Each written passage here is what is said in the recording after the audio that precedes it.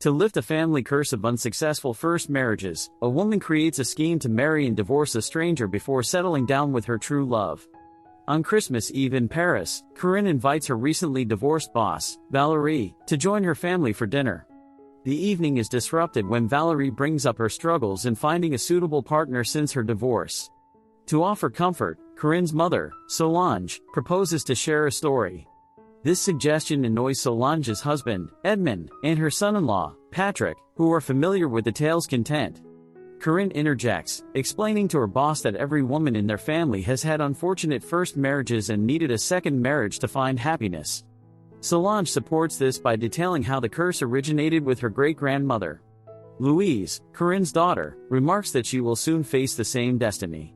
Patrick concurs, mentioning that he and Edmond are both second husbands. Corinne then adds that her older sister attempted to break the curse. She proceeds to recount the story in full. 10 years ago, during the final year of her dentistry studies, Isabelle fell for Pierre. The couple quickly began a romantic relationship and moved in together, establishing a rigid routine. They had brunch on Sundays, bowled on Mondays, dined at an upscale restaurant on Tuesdays, played Pictionary on Wednesdays, enjoyed tennis on Thursdays, and made love on Fridays for a decade. Eventually, Isabelle realized she wanted children, but Pierre insisted on marriage first. This led Isabelle to express her frustration to her family, while Patrick questioned Pierre's commitment to marriage despite knowing about the curse. Pierre, however, dismissed superstitions. Corinne continues the story, revealing that Isabelle and she devised a peculiar plan to make Pierre her second husband by having a failed first marriage. Corinne arranged for Isabelle to marry someone in Copenhagen, where one can legally marry and divorce within 10 minutes. Before departing, Isabelle told Pierre that they were going on a spiritual retreat, which surprised Corinne, who then had to pretend she wasn't home. On the flight, Isabelle sat next to a loquacious guidebook editor named Jean-Yves, who was en route to Kenya but had booked a connecting flight to save money.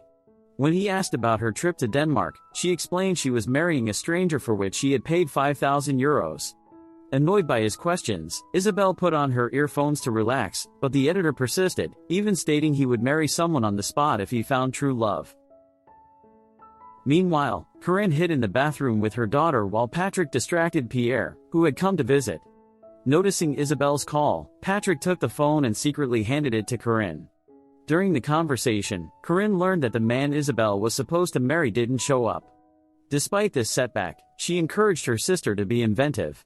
Isabelle then spotted Jean-Yves at the airport's sliding door and, remembering his comment about marrying someone immediately, decided to book a flight to Nairobi. She later told Jean-Yves that her Copenhagen marriage plan was a joke. During the flight, Isabelle spent time with Jean-Yves, flirting and pretending to be single. Their interaction ended abruptly when the seat's original occupant returned, but not before Isabelle had given Jean-Yves a brief kiss. Upon arriving in Nairobi, Isabelle followed Jean-Yves to a hotel, only to fall into the pool on her way in. After changing into a robe, she ordered a drink at the bar, where she ran into Jean-Yves again. When he explained he wasn't staying at the same hotel, Isabelle canceled her previous booking and rebooked at his budget-friendly lodge. Once settled, Isabelle called her husband, falsely claiming she and Corinne were still at the retreat. After the call, she discovered her bag wasn't hers and asked Jean-Yves to accompany her to buy new clothes, aiming to seduce him by changing into revealing outfits. They went on a date exploring the town, during which Isabelle learned more about Jean-Yves, including his hair loss from a teenage transplant and his passion for folk dancing. Isabelle feigned interest in Kenyan cuisine and bowling, which Jean-Yves also enjoyed. Corinne explains that Isabelle's strategy worked as Jean-Yves began to develop feelings for her. Isabelle discovered Jean-Yves' last romantic relationship was 12 years prior. While visiting a church, she tried to hint at marriage, but he interrupted, citing his work schedule. Isabelle agreed to accompany him to Kilimanjaro, where Jean-Yves mentioned his dream of turning his children's books into cartoons. He also recalled her intent to discuss marriage in church, but she dismissed it. At their destination, Jean-Yves took a photo of Isabelle, and she panicked upon spotting a lion behind him. The editor advised her to face the lion without fear, as per BBC documentaries. Despite their attempts, the lion roared at them, and they played lifeless until it left. After realizing he had left the keys in the car and seeing the vehicle drive away, Jean-Yves suggested they drink from leaves to avoid dehydration. They spent the night in a cave, where Isabelle corrected Jean-Yves about the constellations. Impressed by her knowledge, Jean-Yves learned about her father's work at a space center and his promise to take her to the moon. Suddenly, the Maasai tribe appeared, startling Isabelle and causing her to hit her head and lose consciousness. The next morning, Isabelle woke up in a Maasai hut, finding Jean-Yves surrounded by tribesmen. He then informed her he arranged a moped for her to return to Nairobi alone, while he stayed to witness a Maasai wedding. Isabelle insisted on staying with him. At the wedding, Jean-Yves used his dictaphone to record the ceremony details, describing the bride's choice to enter the wedding hut. Isabelle held Jean-Yves' hand and asked him to get her jacket from the hut. When he realized she had no jacket, Isabelle smiled and entered the hut with a wedding dress.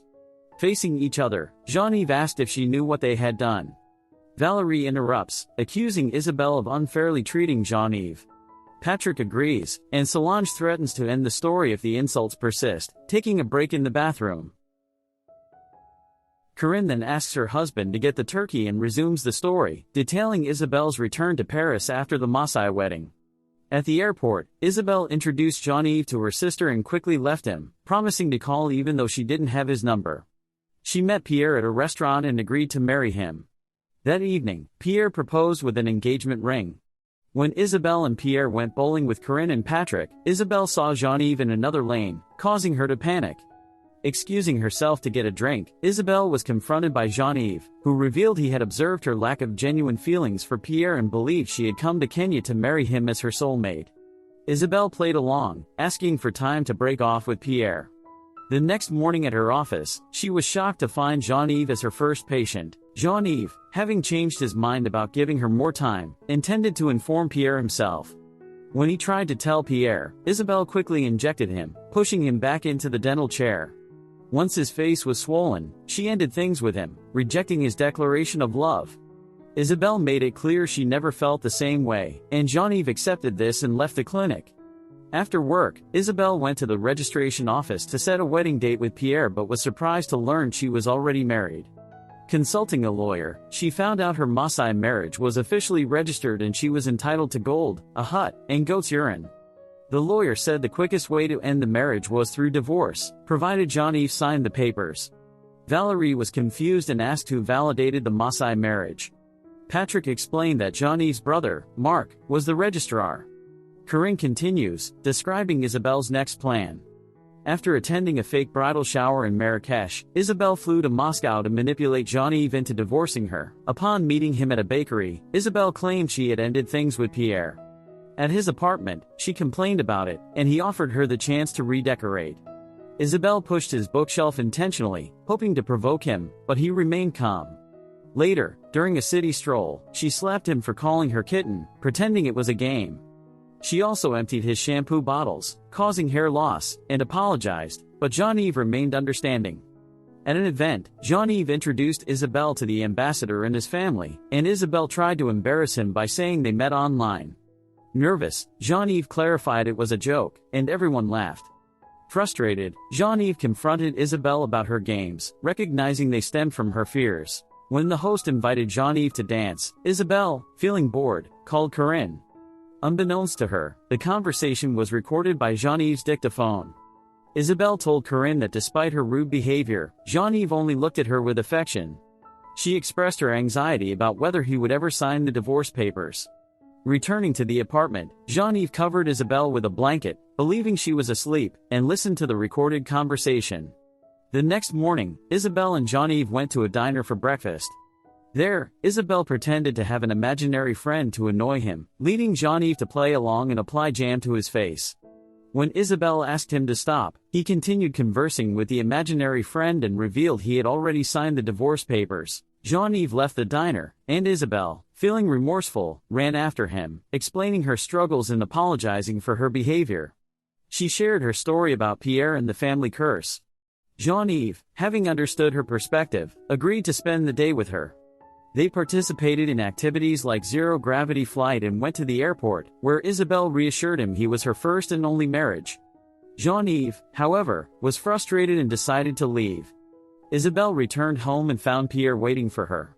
She struggled to convey her feelings but ultimately broke off the engagement. Later, she sought out Jean-Yves in Bisiou. Initially hesitant, she eventually asked if he would remarry her to break the curse. Although he initially refused, the Maasai tribe and characters from his book appeared.